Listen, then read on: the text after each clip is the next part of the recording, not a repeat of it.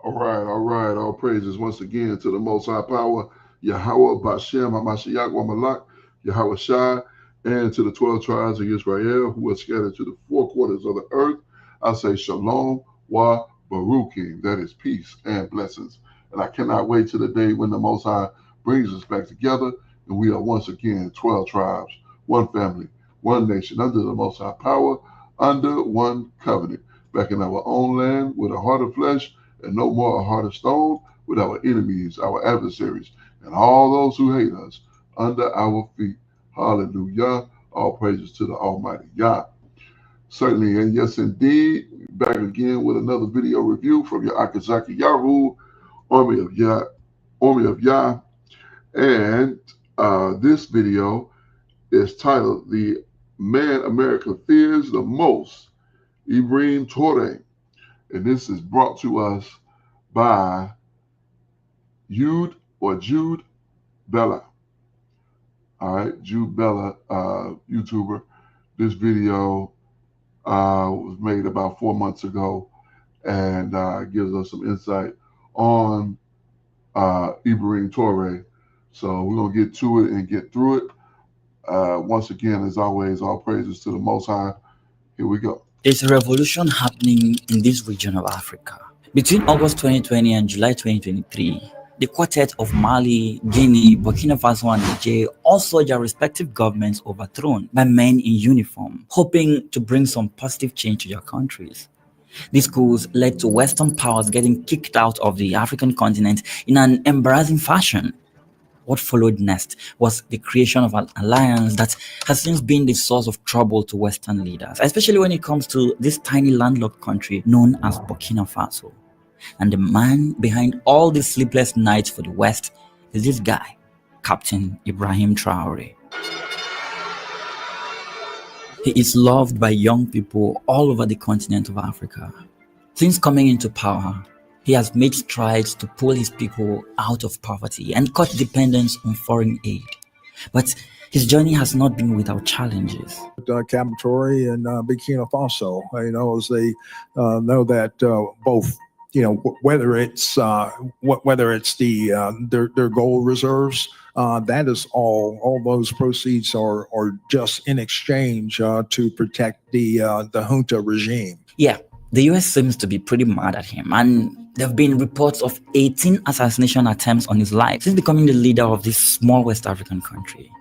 The question though is, how did a little known soldier become one of the most feared African leaders of the 21st century? So much so that powerful forces are scrambling to take him out. This is the story of Ibrahim Traore, the man the West fears the most. We don't need interference of Western countries anymore. These are scenes from recent protests across the continent of Africa and even in Europe. People coming out in their thousands to protest against assassination attempts on the life of Ibrahim Traore. But to understand this revolution taking Africa by storm and why it means so much at home and abroad, we need to go back in history to a time when this country was known as the Republic of Upper Volta. The year is 1960. A wave of freedom movements is spreading across Africa. The Republic of Upper Volta is among the African countries declaring independence as it gains its freedom from France. Independence activities for Upper Volta began with the arrival at Ouagadougou, the capital city, of visiting dignitaries, including officials from other countries. The French had violently oppressed the region in the late 19th century. However, by the time World War II came to an end, the French were placed under increasing pressure to give up their colonial possessions. When this freedom movement got to Upper Volta, the people could not contain their joy. Freedom at last. So, it's the late 1960s. Maurice Yamelgo becomes the first president of Upper Volta, and he immediately sets out to create real change for his people. But part of the way he does this is by making sure no one is able to oppose his rule. To consolidate his powers, Yamelgo establishes a one-party state under the Volcanic Democratic Union.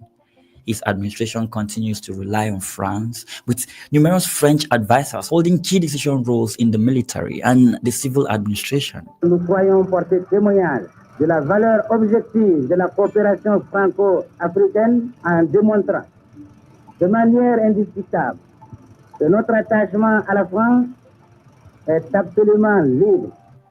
This new colonial relationship is criticized by his people, but Yamago turns a deaf ear to their complaints. Instead, his rule becomes increasingly autocratic.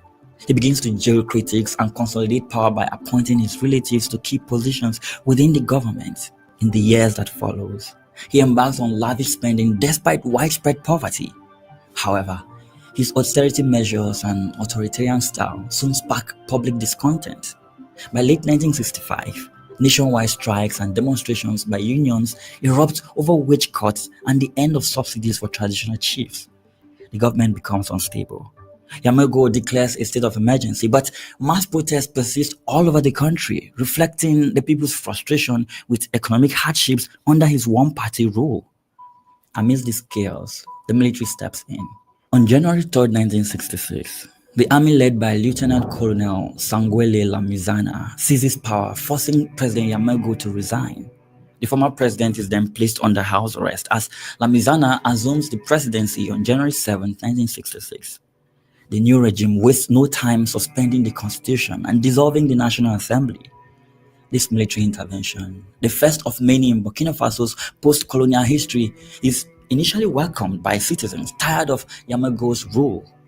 And so, with the people solidly behind him, Lamizana slowly begins to establish his ideas and rebuild the country in his own image. As one of his first major acts as president, he decides to establish the country's first military academy in Ouagadougou. This new institution, designed to mold the next generation of military leaders, offers a unique opportunity to 3 students from the most recent group of secondary school graduates who would be selected to join the academy with full scholarships. Among those who makes the cut is Thomas Sankara.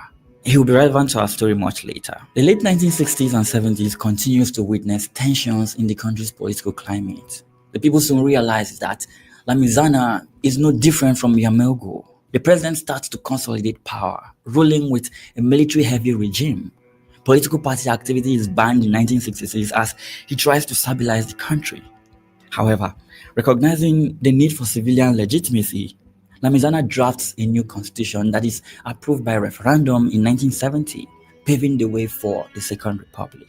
At the military academy, Thomas Sankara makes an unlikely friend, Adama Traore, a history and geography instructor known for his progressive ideas. Recognizing Sankara's intellectual curiosity and political inclination, Traore invites him and a few other promising students to participate in informal discussions outside the classroom. In these secretive gatherings, Traore introduces Sankara to revolutionary ideas that would profoundly influence his worldview.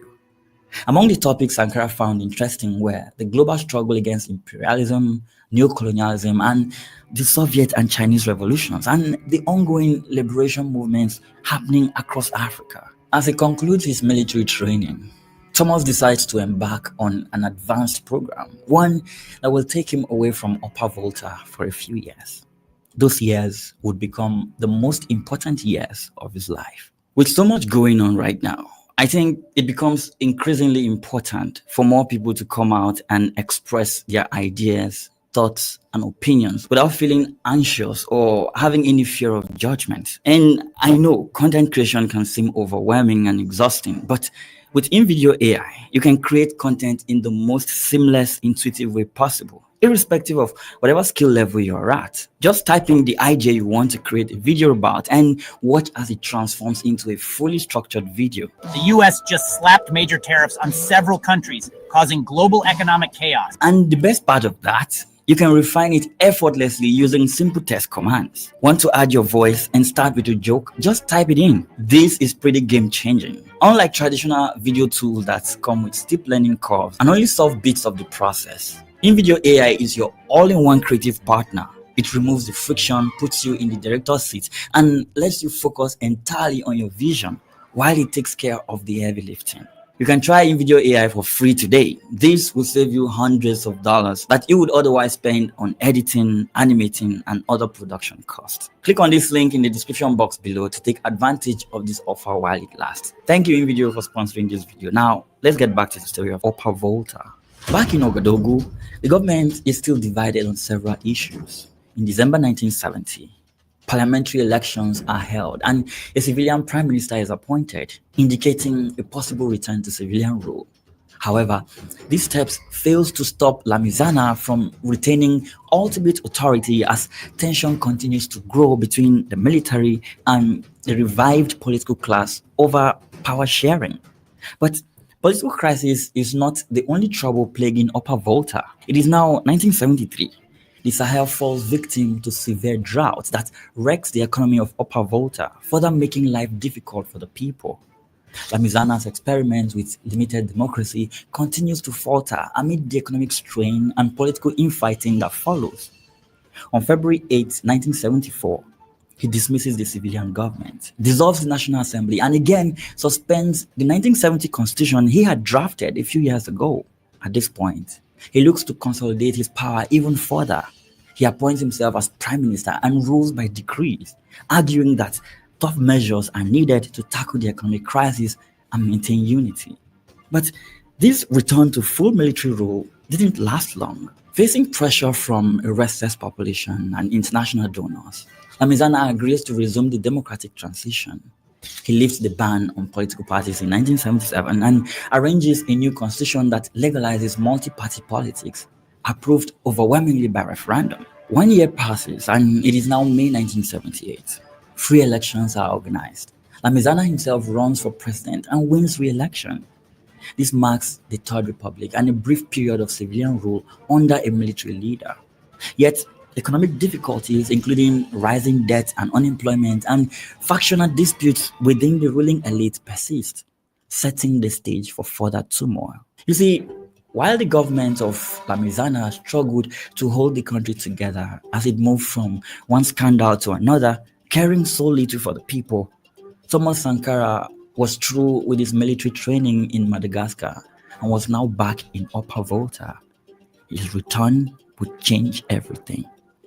When Sankara returned to Upper Volta in October 1973, he was brimming with ideas on how the military could be a force for national development.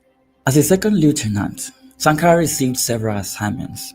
First was to train recruits in Bobo Dioulasso, a job he did so well, combining traditional military drills with civic education, that he began to attract attention within the military hierarchy. He would later be transferred to Ouagadougou in March 1974, where he was assigned to the Army's Engineering Corps, another position he used to show his skills and zeal to build a better country for the ordinary people. Soon enough, Sankara began to use his military position for social change. But the unpopular government of Lamizana soon came under intense pressure, and then the coup of 1980 happened.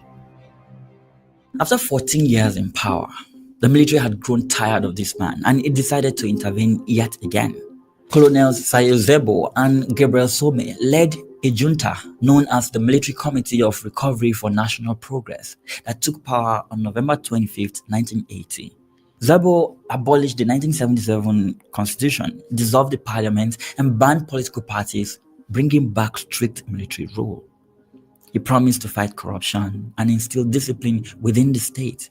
However, his government failed to convince the people. It faced dissent within the army and civilians for failing to improve the economy or establish credible civilian partnerships. Although initially refusing a ministerial position, Sankara reluctantly agreed to become the Minister of Information under Zebo's government. Assuming office on September 13, 1981, Sankara immediately set himself apart from other government ministers.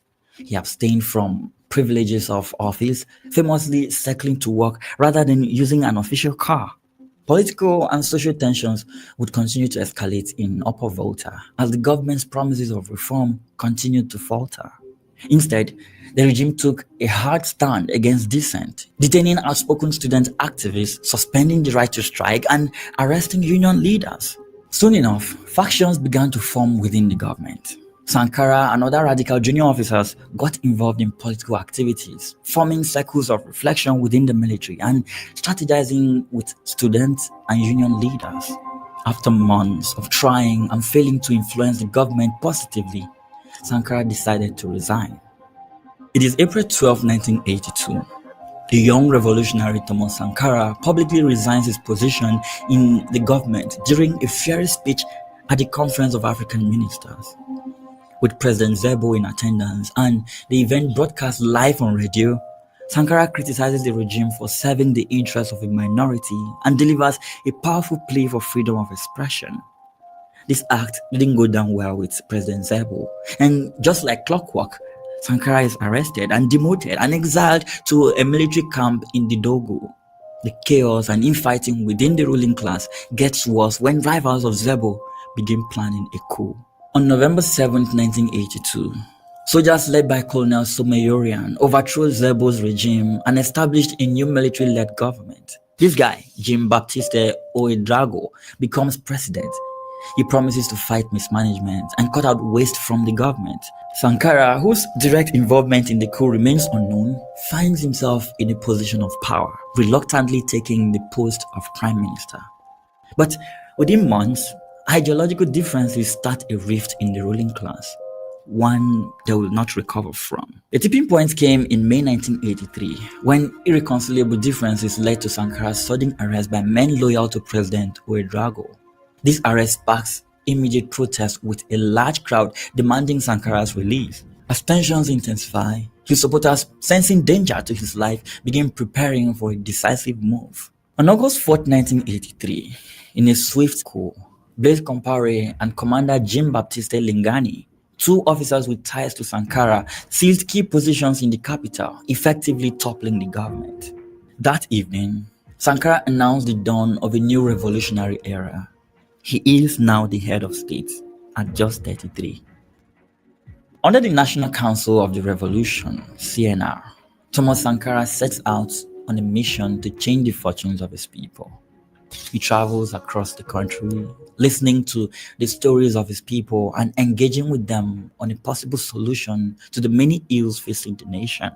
In August 1984, 1 year into his rule, Sankara renames the country from Upper Volta to Burkina Faso. Haute Volta, cela ne voulait rien dire pour personne, en particulier pour nous, Burkinabés. C'est un nom qui ne nous renvoie qu'à un passé colonialiste. Par contre, Burkina Faso est un nom puisé dans le terroir même, qui a une signification dans notre langue. Qui veut dire patrie des hommes honnêtes. He launches ambitious reforms, emphasizing self-reliance and social justice. Massive vaccination and literacy campaigns, tree planting projects to combat desertification, and initiatives to advance women's rights. Sankara's administration also requires officials, including himself, to open their finances to public scrutiny and cut luxury perks for the elite. These radical policies win him the love and support of his people. Soon, his influence goes beyond Burkina Faso. The country becomes known across Africa for the revolutionary leadership of Sankara. At the international front, he gives powerful speeches that resonate with other young Africans in search of honest and committed leaders for their own countries. Que notre conférence adopte la nécessité de dire clairement que nous ne pouvons pas payer la dette. Non pas dans un esprit belliqueux, belliciste. Ceci pour éviter que nous n'allions individuellement nous faire assassiner. He's not afraid to criticize the colonial powers and challenge their policies that have kept Africa poor. This wins him lots of enemies, but it also makes him a notable figure on the global stage. However, not everyone is happy to see Sankara ride so high with so much love and affection, both home and abroad. Some traditional authorities, middle-class professionals, and external powers, notably France and Ivory Coast, who felt threatened by Sankara's rhetoric and alignment with socialist states, would soon start plotting against him. You see, one of the things that set Sankara apart from other past leaders of Burkina Faso is his refusal to accept foreign aid. He instead focuses his attention on what he can control. His government spends heavily on agriculture, believing it to be the cornerstone of Burkina Faso's development. He believes that the nation's economic future depends on its ability to feed itself and improve the livelihood of its population. This bet pays off. His agricultural revolution leads to a 75% increase in cereal production between 1983 and 1986. But it is on the international stage that Sankara really threatens former colonial powers. He is wary of foreign aid that comes with strings attached and consistently refuses to seek assistance from the International Monetary Fund, fearing that its conditions would undermine his revolutionary goals. Sankara's foreign policy was also characterized by a strong commitment to Pan-Africanism. This stance earns Burkina Faso respect and new allies, but it also generates tensions with Western powers and conservative African governments, especially those with close ties to France. Amongst them are Mali, Togo, and Cote d'Ivoire. As Sankara's revolution deepens, divisions emerge within the ruling CNR. Soon enough, foreign powers are able to influence his close allies like Blaise Compaoré. Sankara, who had once trusted Compaoré, is now increasingly alienated by his former friend's growing wealth and ambitions. Soon enough, with international support from Cote d'Ivoire, France, Libya, and even the United States, Compaoré cultivates a loyal cadre of commandos that would strike the final blow to the revolution he had started with his friend. On October 15, 1987, Blaise Compaoré stages a coup d'etat against his former friend, citing deviations in the revolution and alleging that Sankara was jeopardizing foreign relations. During a bloody takeover, President Sankara and at least 12 members of his close council are brutally murdered in cold blood, marking a tragic end to the revolution. In the days following Sankara's assassination, thousands of Burkinabe wept at his graveside. The coup shocks Africa. Sankara, the continent's outspoken anti-imperialist voice, is silenced, and the circumstances of his killing and potentially foreign involvement remain contentious for decades. Subsequently, many of Sankara's former comrades who refused to support the new regime are hunted down like dogs. Some are detained, beaten, or forced into exile. However, 5 months after the assassination of Thomas Sankara, another revolutionary was born. Born on the 14th of March 1988 in the village of Kera in Mohun province of western Burkina Faso, Ibrahim Traore grew up in a modest rural family. But they were not in any way insulated from the hardship the country endured after the murder of Thomas Sankara. The new regime, led by Compaoré, abandoned all the gains that Sankara had made during his rule. He turned to social elites, bureaucrats, and leaders from the old political order, while also restoring relations with France and neighboring Ivory Coast. Compaoré's government soon began cracking down on dissent. He arrested and eliminated political rivals, just like the military leaders before Sankara had done. And as he danced his way to Paris to secure his bag from selling out his country, he got increasingly close to the IMF. Soon enough, he began making efforts to legitimize his regime.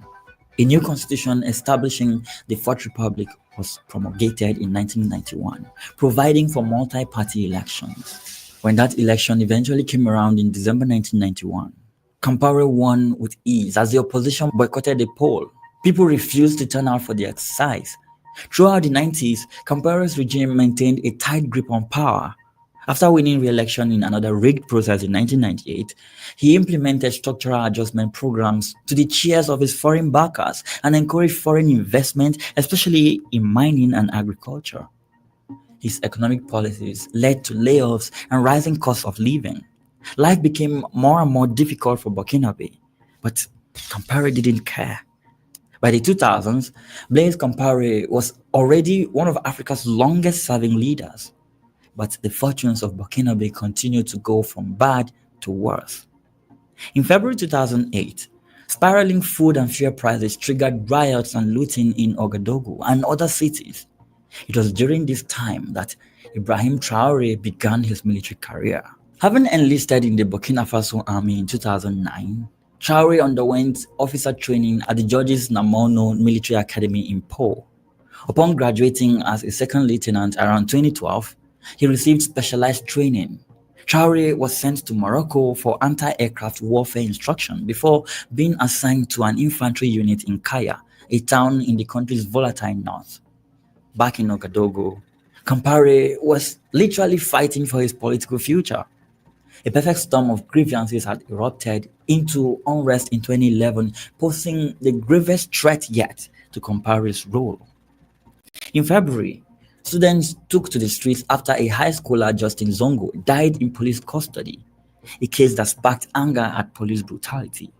Soon after, in March and April, soldiers mutinied in multiple barracks over unpaid housing allowances and low wages, even shooting in the air and looting in the capital. These concurrent protests by students, civilian groups, and military rank and file converged into a nationwide crisis. By late April 2011, gunfire is heard near the presidential palace, and Compaoré briefly flees Ouagadougou for his hometown as chaos reigns. Sensing the existential danger, Compaoré takes drastic measures. He dissolved the government and the military high command, named himself the Minister of Defense, and rolled out concessions. The government raised soldiers' pay, gave bonuses to civil servants, lowered food prices, and promised justice for the killed students.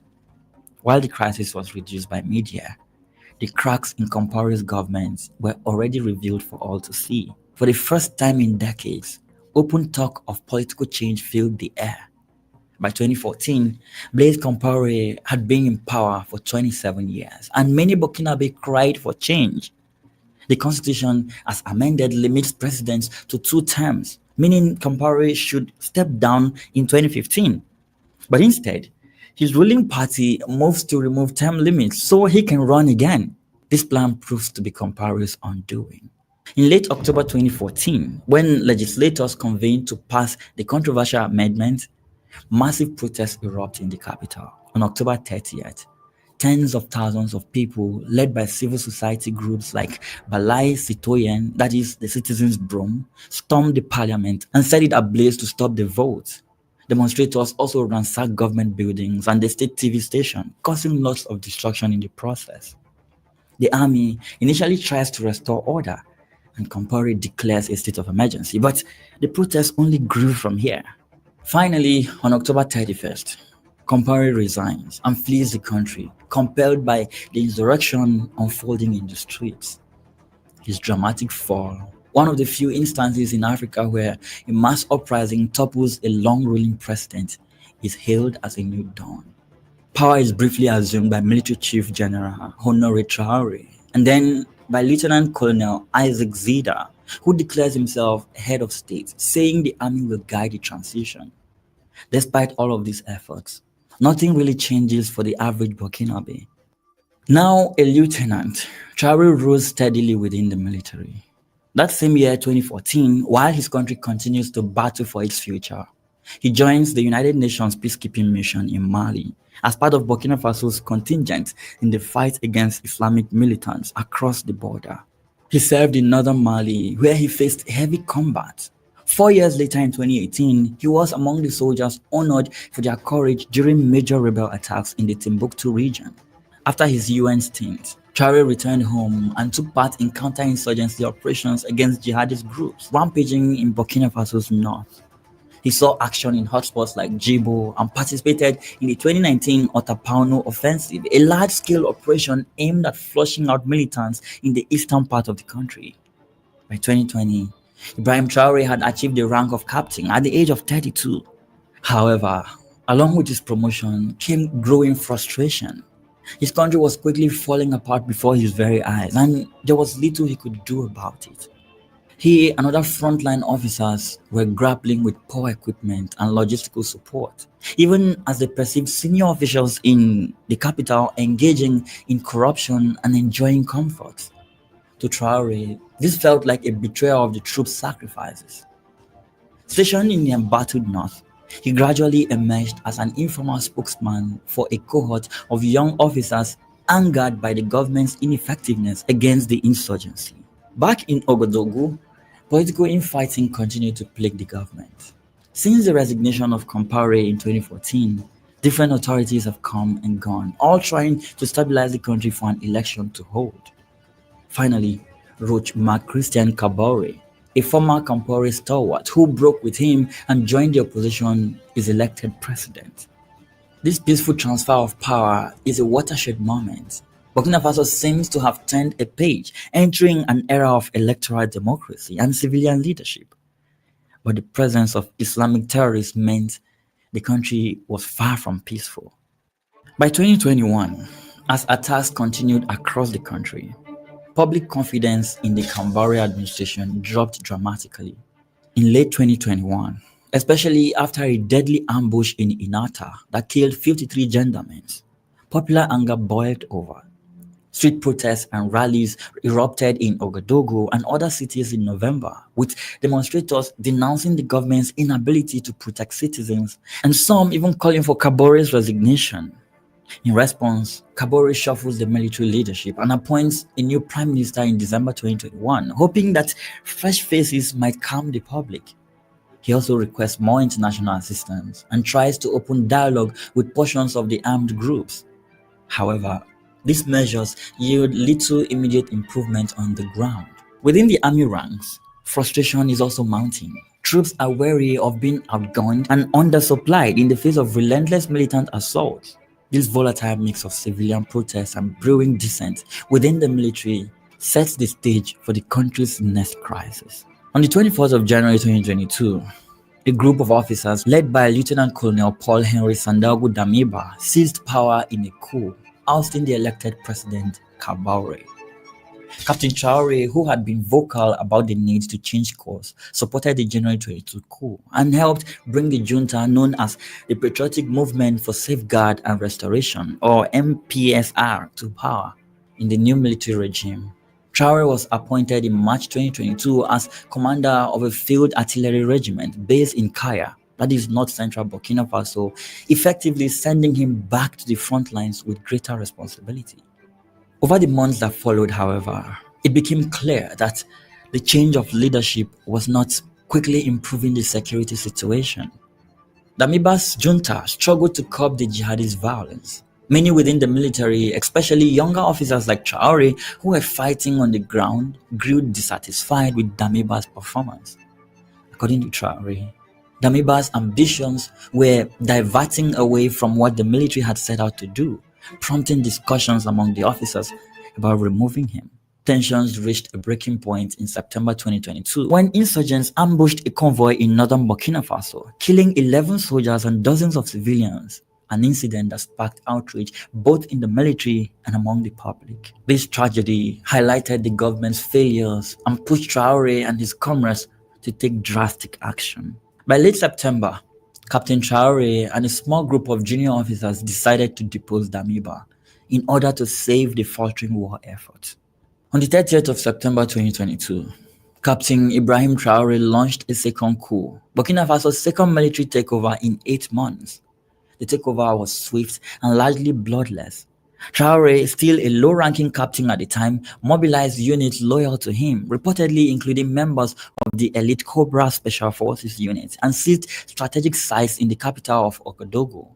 Gunfire was reported around the presidential palace and national television station as the plotters moved to oust Damiba's faction. By the evening, Traore appeared on television surrounded by armed soldiers and announced the overthrow of Lieutenant Colonel Damiba's government. On 2nd October 2022, the junta named Traore as president of the ruling MPSR Council. And less than a week later, Ibrahim Traore was formally sworn in as Burkina Faso's transitional president at the age of 34. His next move would shock everyone, prompting powerful people trying hard to get rid of him. From day one, Traore sought to portray himself first and foremost as a wartime leader focused on Burkina Faso's survival. He has cultivated an image of a disciplined, pragmatic military leader, often seen in his uniform and trademark red beret. He speaks infrequently in public and tightly controls his communications, which has given him a somewhat mysterious reputation domestically. And when he does address the nation, it is usually to rally the population for the cause of defending the country. He frequently visits military outposts and discusses battlefield updates, emphasizing that regaining security is the transitional government's chief mandate. And while his critics continue to accuse the junta of cultivating propaganda, Facts on the ground have shown the work Traore is doing to better the lives of his people. Just like Thomas Sankara before him, Traore has repeatedly spoken out against imperialism and corruption. In terms of personal conduct, Traore has made symbolic gestures to distinguish himself from past leaders. For example, he notably refused to enrich himself or even take a higher rank after seizing power. Unlike many coup leaders who promoted themselves to general, Traore chose to remain a captain in the army. He also reportedly declined his presidential salary, signaling that he did not intend to profit from his position.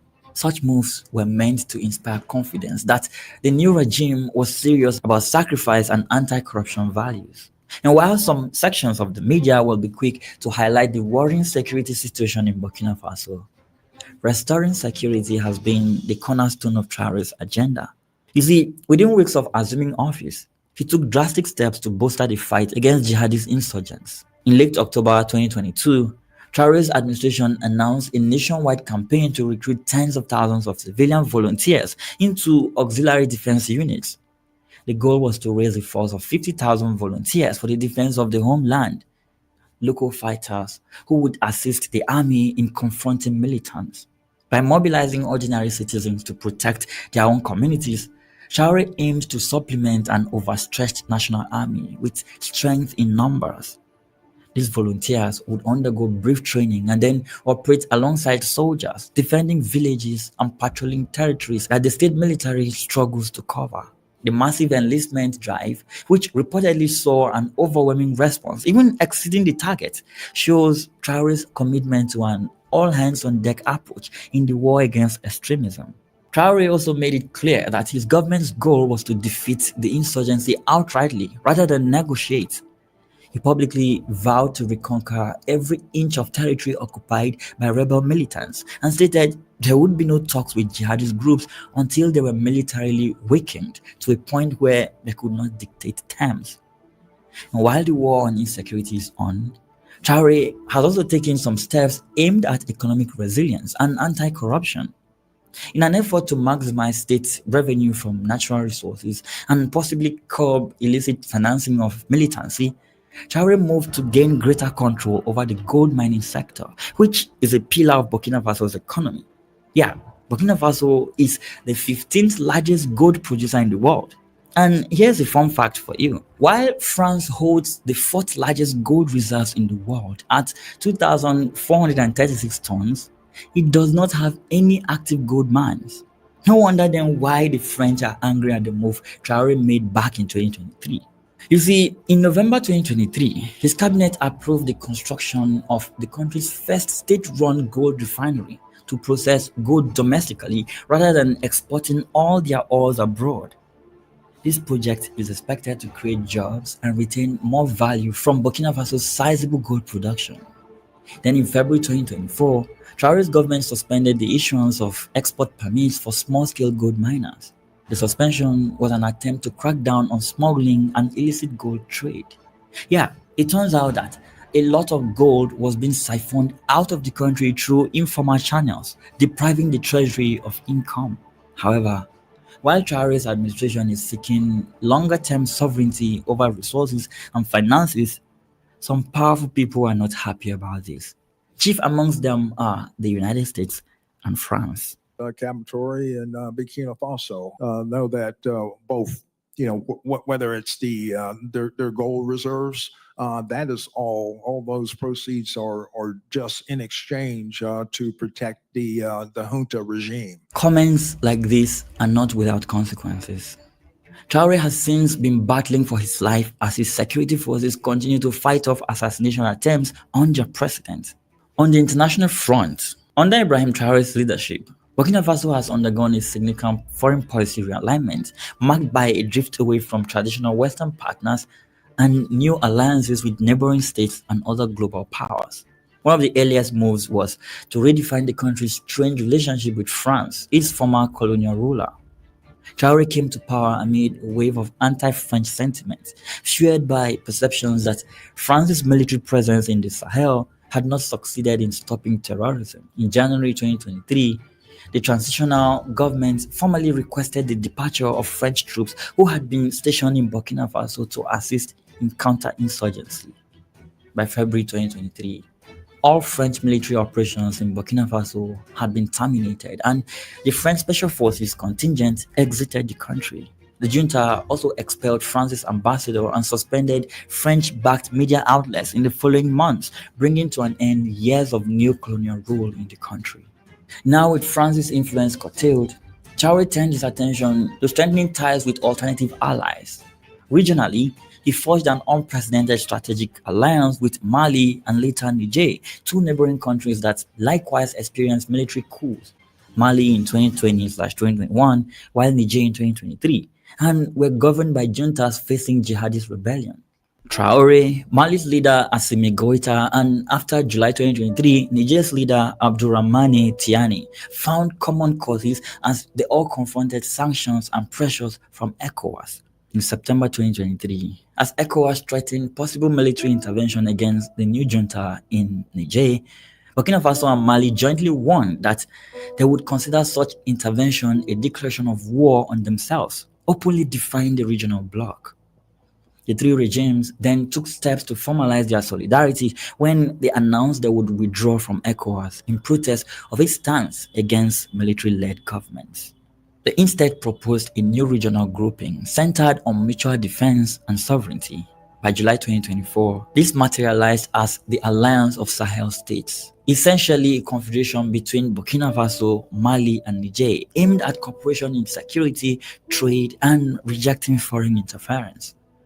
Traore was instrumental in founding this alliance, which marks a historic shift in West African geopolitics. Beyond Africa, Russia has emerged as an influential player in Burkina Faso's new look. Traore's government expressed goodwill toward Russia, seeing it as an alternative partner in the security domain. Traore's foreign policy has also been marked by a strong Pan-African nationalist streak. He has often framed Burkina Faso's struggles within the larger context of African countries striving for true sovereignty.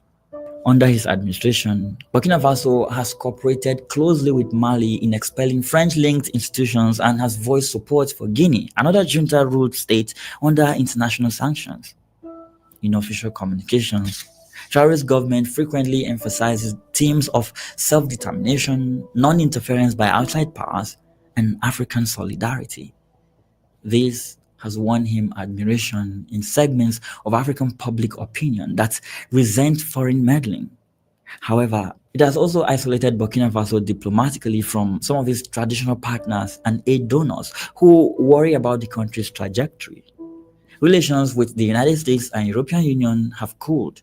Though not broken, these partners continue limited humanitarian assistance but have scaled back security cooperation. However, this has not affected Burkina Faso's engagements with other international organizations like the United Nations, where it continues to receive some support for humanitarian needs, and foster ties with emerging powers such as China and regional players like Algeria.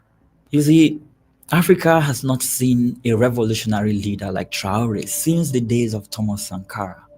And while Western powers like France and their stooges like Cote d'Ivoire connived to have him killed in the 80s, everyone is now watching Ibrahim Traore closely and rejecting every move made against him. You may not like him, you may not agree with his style of governance, and you may dislike the fact that it is a military regime and not the Western-style democracy you are used to. And that is okay. All that matters to the people of Burkina Faso and Africans in general is just self-determination. That is what Traore represents. And that is why he is the man the West fears the most. Thank you for watching. All right. Interesting information as it pertains to Ibrahim Traore, how he got his start and how he's developed into this phenomenal leader that we see and understand. So there's a lot of positivity about this brother that makes him very likable. Trying to get you a picture of him here. Makes him very, very likable. The fact that he didn't change his his rank to general or anything of that nature, the fact that he didn't take his salary. I mean, that says a lot about him. His presidential salary. That says a lot about him. That he's there for the people. He's not there for the money or for the prestige. He's not there to better himself. He's there to better his country and his people. And that's exactly the traits of an Israelite. In most any other society, there's always going to be a desire for the person to better themselves, to take themselves to that next level, where when you're a servant of the people, then you're going to be looking to take your people to the next level. You're going to be looking to take your country, government-wise, to the next level. How can I better serve you? How can we do better for you? Like I said, first thing I heard about him was that he put up I believe it was two or three concrete factories. So he was able to produce concrete there. So with the ability to produce concrete, that means that he can shore up the infrastructure of his country there, which means better roads, which means sidewalks, which means foundations for homes, and that'll put them in a better situation, a situation where they won't have to be so subject to the rain because they'll have concrete. Instead of it raining on dirt or packed dirt and turning into mud, they'll have concrete. So that'll be a situation that we'll look for it to develop. But this brother seems authentic from what I can see about it.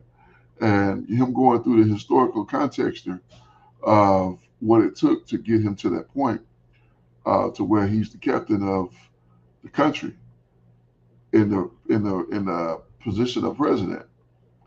I mean, that's a big deal. That's a big deal. That's an interesting video with a lot of really good information. And we'll definitely be watching and seeing what's what. Now, what I would like to see the places. I know this video didn't go into it, but the last video I did, it went into the various locations of Burkina Faso. I would like to see the places where the people speak not French, but the native language. And I like to hear that language and kind of know a little bit about it, kind of deal with the people on that landscape. So it's like if you come to America, everybody here pretty much speaks English. You don't speak English, you speak in whatever dialect you came here with. There's no native language here, but in various places in Kebulan, you'll find people speaking other languages. They'll speak native languages. And that'll tell you a lot about those people. So that's interesting. But praises to the Abba. We're going to go ahead and close it on down. Now, we do things like this for a specific purpose, and that purpose is for our people. Romans chapter 10 and verse 1. Brethren, my heart's desire and prayer to Ha'abba for Israel is that they might be saved. We want to see our people saved. We want to see our people set free. We want to see our people restored to the promise that the Most High has for us. How are we going to do it? First of all, we're going to keep the faith and the belief in Hamashiach, the Messiah, to fulfill that which the Most High have ordained for him to accomplish. Number 2, Ecclesiastes chapter 12 and verse 13. Let us hear the conclusion of the whole matter. Fear the Most High and keep his commandments, for this is the whole duty of man. It is so very important to understand that in the conclusion of the whole matter, we ought to fear the Most High and keep his commandments, for this is the whole duty of man. At the end of the day, when it is all said and done, all the dust is settled and all the smoke is cleared, we will be judged on whether we have feared the Most High and kept his commandments. Why? Because this is the whole duty of man. I am your Akazaki Yahu, giving all praises, honor, and great esteem unto the Most High Power, Yahweh Bashem, Hamashiach, Wamalak, Yahweh Shai, and to the 12 tribes of Israel, who were scattered to the four quarters of the earth. I say Shalom, Wa Baruchim, peace and blessings. And I cannot wait to the day when the Most High brings us back together, and we are once again 12 tribes, one family, one nation, under the Most High Power, under one covenant, back in our own land with a heart of flesh and no more a heart of stone, with our enemies, our adversaries, and all those who hate us under our feet. Until that day come, Shalom, family.